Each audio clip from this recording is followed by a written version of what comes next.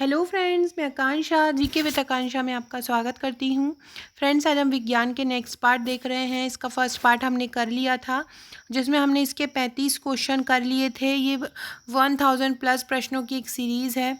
ये ऐसे क्वेश्चन हैं जो 15 से 20 सालों से लगातार साइंस में पूछे जा रहे हैं। आप भले ही किसी भी स्टेट के पीसीएस प्री की तैयारी कर रहे हों, कोई भी एग्ज़ाम वनडे की तैयारी कर रहे हों, ये क्वेश्चन बहुत ज़्यादा इंपॉर्टेंट है। इनके बाहर एग्ज़ाम में नहीं आता है।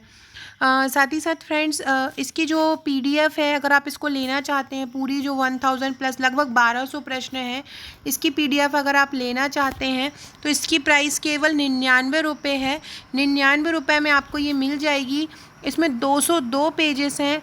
202 पेजेस में आपको ये प्रश्न मिल जाएंगे, 1200 प्रश्न। आपकी 60 से 70 रुपये में इसका प्रिंट निकाल के आप इसकी एक कॉपी बना सकते हो। इस कॉपी से आपको बहुत आसानी से रटना है बस आपको। तो आप इसकी जो लिंक है आपको नीचे इंस्टा मोजो की मिल जाएगी डिस्क्रिप्शन में, तो आप वहाँ से इसको परचेज़ कर सकते हैं। आपके पास एक अच्छी कॉपी हो जाएगी विज्ञान की, और कोई भी एग्ज़ाम आना है तो बस आपको इसी को ही याद करना है, तो आप इसको परचेज़ कर सकते हैं। तो चलिए स्टार्ट करते हैं। टाइफाइड के लिए कौन सी औषधि उपयोग में लाई जाती है? क्लोरोमाइसिटिन लाई जाती है। गेहूं की लौ के सबसे गर्म हिस्से को गैस की लौ के सबसे गर्म हिस्से को क्या बोलते हैं? जब भी आपने देखा होगा कोई गैस की या दीपक की लौ जलती है तो जो उसका जो जहाँ पे उसकी ज्योति जहाँ पे नहीं ज़्यादा जहाँ पे लाइट दिखेगी, ज़्यादा जहाँ पे ज्योति दिखेगी वो ज़्यादा गर्म नहीं होगा, लेकिन जो कम जहाँ पे लाइट होगा थोड़ा सा, वहाँ वो वाला हिस्सा गर्म हिस्सा कहलाएगा। तो जो गैस की लौ का सबसे गर्म हिस्सा होता है उसे ज्योतिहीन क्षेत्र कहते हैं। तत्कालीन शक्ति के लिए धावकों को कौन सा पदार्थ दिया जाता है? जैसे कि कोई व्यक्ति दौड़ रहा है, दौड़ते हुए थक जाता है, या धावक होते हैं तो एकदम से जब दौड़ते हैं, आप खुद दौड़ते होंगे तो आप एकदम से थक जाते होंगे, सांसें बहुत तेज़ तेज़ चलने लगती होगी। उस स्थिति में क्या होता है कि अगर ग्लूकोज दे दिया जाए तो क्या, जब हम दौड़ते हैं तो हमारे शरीर में क्या होता है, लैक्टिक अम्ल बनने लगता है, और ज़रूरत और ज़्यादा ऑक्सीजन की आवश्यकता हमारे शरीर को पड़ जाती है, क्योंकि हम सांस ज़्यादा लेते हैं। ऐसी स्थिति में क्या होता है, तत्कालीन में अगर हम ग्लूकोज देंगे तो वो शर्करा का लेवल हमारे शरीर में बढ़ जाएगा और हम नॉर्मल स्थिति पे आ जाएंगे। तो तत्कालीन शक्ति के लिए धावकों को क्या दिया जाता है? ग्लूकोज दिया जाता है। लोहे का सबसे प्रचुर स्रोत क्या है? लोहे का सबसे प्रचुर स्रोत है हरी सब्जियां। देखिए फ्रेंड्स, मैंने बहुत अच्छे से सभी फैक्ट कवर किए हैं और आपको बस इनको याद करना है, और बस इनसे बाहर साइंस में कोई भी प्रश्न नहीं जाएगा। आग लगने तथा फैलने की सबसे कम संभावना किस वस्त्र से होती है? सूती वस्त्र से होती है। आग लगने तथा फैलने की सबसे कम संभावना किस वस्त्र से होती है? सूती वस्त्र से होती है। सभी अम्लों में अनिवार्य रूप से पाए जाने वाला पदार्थ कौन सा है? हाइड्रोजन।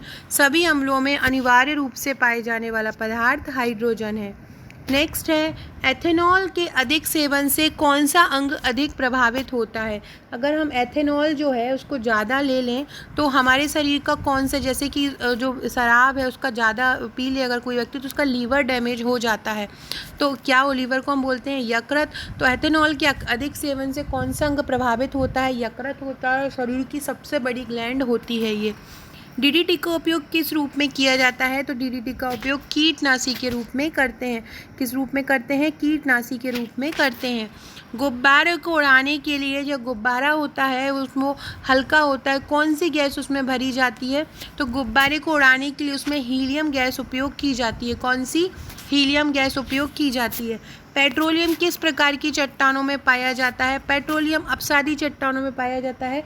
लाखों करोड़ों वर्ष पहले जो पेड़ पौधे हैं, जीव जंतु हैं, दब गए हैं एक जगह पे, और उनसे ही पेट्रोलियम का, कोयले का निर्माण होता है। तो ये चट्टानें जो होती हैं वो अपसादी चट्टान कहलाती हैं। चट्टानें 3 प्रकार की होती हैं: आग्नेय चट्टान, अपसादी चट्टान और कायांतरित चट्टान। इंसुलिन हार्मोन किन कोशिकाओं द्वारा स्रावित होता है? इंसुलिन हार्मोन बीटा कोशिकाओं द्वारा स्रावित होता है। किसके लिए? बीटा कोशिकाओं द्वारा। मास्टर ग्रंथि किसे कहते हैं? मास्टर ग्रंथि पीयूष ग्रंथि को कहा जाता है, ये शरीर की सबसे छोटी ग्रंथि होती है। नेक्स्ट है पोटेशियम का कार्य क्या है, तो यह हृदय की धड़कन और नाड़ी संस्थान के कार्यों को संचालित करता है। पोटेशियम क्या करता है, अगर किसी का बीपी लो हो जाता है तो उसको नमक दिया जाता है, जो घोल दिया जाता है पोटेशियम का, तो यह हृदय की धड़कन और नाड़ी संस्थान के कार्यों को संचालित करता है। नेक्स्ट है एनिलिडा। एनिलिडा कौन क्या होता है, जो रेंगने वाले जो जीव होते हैं उनको वो एनिलिडा संघ के अंतर्गत आते हैं, जैसे कि केंचुआ है। तो केंचुए में अगर आपसे पूछें उत्सर्जन किसके द्वारा होता है, तो नेफ्रीडिया के द्वारा। ऐसे ही आपसे पूछे कि एनालिडा में उत्सर्जन किसके द्वारा होता है, तो यहाँ भी किसके द्वारा होगा, नेफ्रीडिया के द्वारा होता है। नेक्स्ट है कौन सा ऐसा विटामिन है जो जल में घुलनशील है, तो विटामिन बी और सी, विटामिन बी और विटामिन सी हैं जल में घुलनशील होते हैं, विटामिन बी और बी सी। इसके अलावा जो ए डी ई और के होते हैं वो वसा में घुलनशील होते हैं। याद रखिएगा कौन सा विटामिन जल में घुलनशील है, विटामिन बी और सी।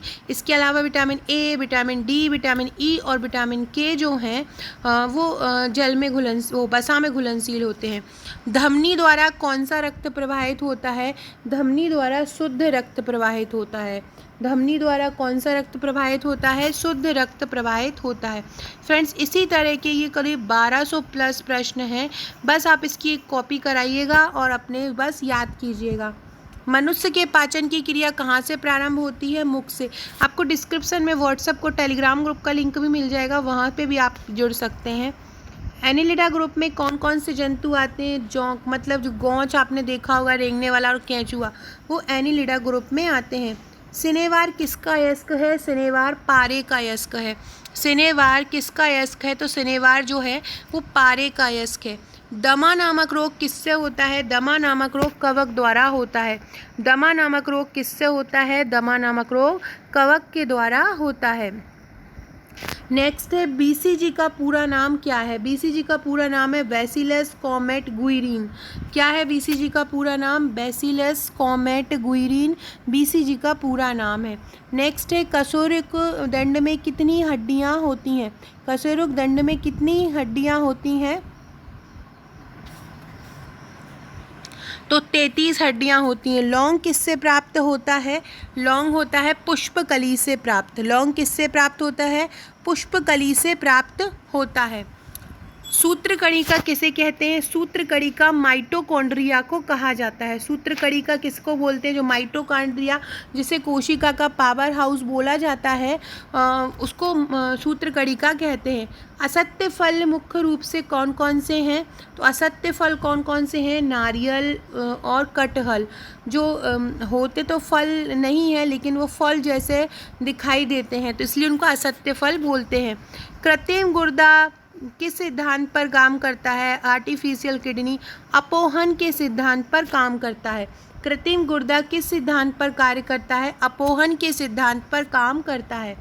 भारत में केंद्रीय धान अनुसंधान संस्थान कहाँ है, कटक में है। भारत में केंद्रीय धान अनुसंधान संस्थान कहाँ है, कटक में है।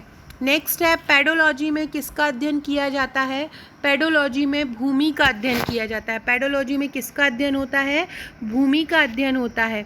फूलों के संवर्धन के विज्ञान को क्या कहते हैं, फ्लोरीकल्चर कहते हैं। फूलों के संवर्धन का विज्ञान फ्लोरीकल्चर कहलाता है। लिटमस किससे मिलता है, लिटमस लाइकेन से मिलता है। लिटमस किससे मिलता है, लिटमस वही पेपर होता है जिसके द्वारा हम अम्ल और क्षार की पहचान करते हैं। मसालों की रानी किसे कहा जाता है, मसालों की रानी इलायची को बोला जाता है। ईंट पर राष्ट्रीय अनुसंधान केंद्र कहाँ है, जोरवीर बीकानेर में है। ईंट पर राष्ट्रीय अनुसंधान केंद्र कहाँ है, जोरवीर बीकानेर में है। मरुस्थल में उगने वाले पौधे को क्या कहते हैं, मरुद्भिद बोलते हैं। मरुद्भिद या जीरोफाइट बोला जाता है। बकरी पर केंद्रीय अनुसंधान संस्थान की स्थापना कहाँ हुई है, तो बकरी पर केंद्रीय अनुसंधान संस्थान की स्थापना हुई है उत्तर प्रदेश के मथुरा के पास मखदूम में। कहाँ हुई है बकरी पर केंद्रीय अनुसंधान संस्थान की स्थापना, उत्तर प्रदेश के मथुरा के पास मखदूम में। सो फ्रेंड्स, आज के थे ये हमारे 68 क्वेश्चन। ये टोटल हमारे 68 क्वेश्चन हो गए। 1000 प्लस क्वेश्चन का ये कलेक्शन है। इसकी पीडीएफ आपको लेना चाहते हैं तो आप नीचे डिस्क्रिप्शन में इंस्टा मोजो की लिंक मिल जाएगी, जिसकी प्राइस केवल 99 रुपीज़ है। 99 रुपीज़ में आपको ये 200 पेज मिल जाएंगे, जिसमें आपको 1200 वन लाइन फैक्ट हैं। इसका आप प्रिंट निकलवा लीजिएगा। प्रिंट निकलवा के आपको ये कॉपी 50 रुपये में आपका ये प्रिंट निकल जाएगा, 50 से 60 रुपये में। और आप इसको प्रिंट निकाल के कॉपी बनाकर पढ़िएगा। अगर आप इंस्टा मोजो से नहीं ले पाते हैं तो आप मुझे व्हाट्सअप कर सकते हैं। व्हाट्सअप ग्रुप की लिंक भी नीचे दी हुई है, आप यहाँ लिख भी सकते हैं 6260190944। आप मुझे इस नंबर पे व्हाट्सअप करके भी ये नोट्स फ़ोन पे या गूगल पे द्वारा ले सकते हैं। इसका पीडीएफ आपको मिल जाएगा। सो फ्रेंड्स, चैनल पे बने रहिएगा। इसका नेक्स्ट पार्ट मैं जल्दी आपके लिए लेके आती हूँ। तब तक चैनल को सब्सक्राइब कीजिएगा। वीडियो अच्छा लगे तो लाइक कीजिएगा और शेयर कीजिएगा। Okay friends, thank you.